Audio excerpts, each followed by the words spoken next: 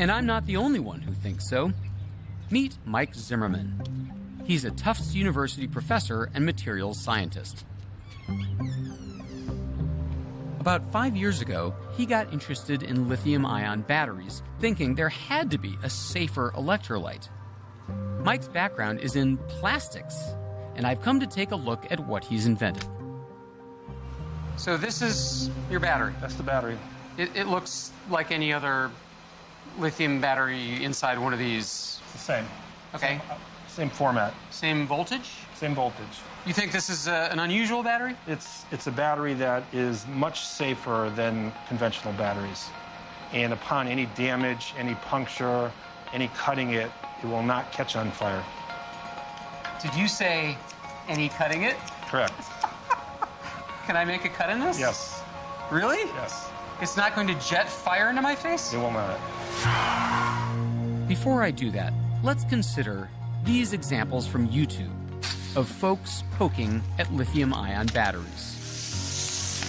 They reveal that it doesn't take much to create a dangerous short circuit with disastrous results.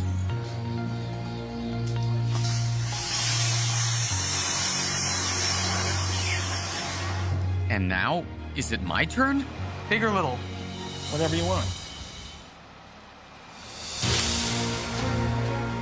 I'm alive! Wow. Look at that. And guess what? The lights are still on. This is like a Houdini thing. I mean, this is like, I'm gonna make a doily.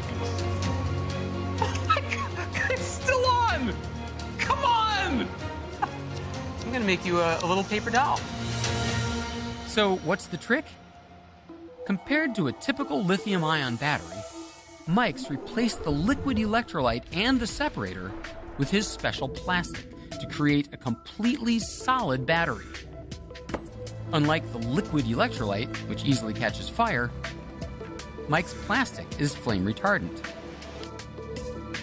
And even though it's solid, amazingly, it allows lithium ions to pass through it at a rate equal to or better than the current liquid electrolytes.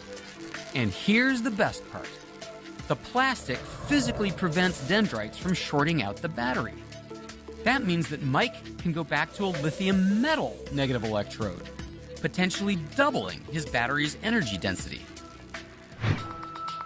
Here's another demo using an iPad with its original battery removed, and in its place, one of Mike's that's even bigger than the last one cut to pieces. And I'm going to stick a screwdriver through it, like you saw in those YouTube videos. Here we go.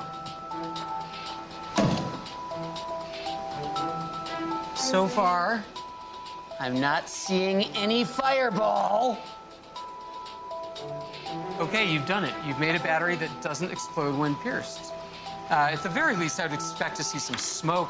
I would expect to feel some heat. There's nothing. Yeah.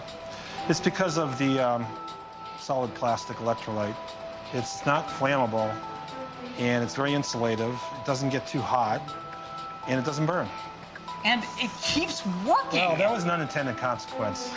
Can I do it again? My mortgage is too high, and the tax rates are insane, and I dented my fender. All right, now it's not going to turn on now. Oh, come on!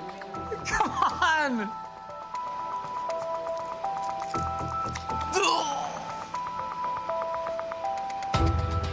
That's it. A damaged battery, and yet no smoke, no flame, no sparks. Do not try this with your iPad battery.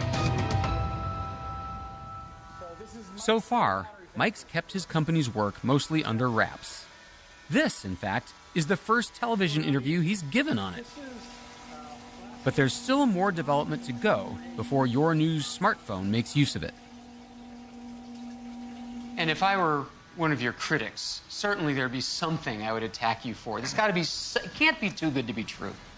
Right. I think that development is never done. We have to do a lot of reliability testing, and the scaling up aspect of this is going to be a lot of work to scale it up. So we've got to work with people that want to do that, want to introduce a true next generation battery.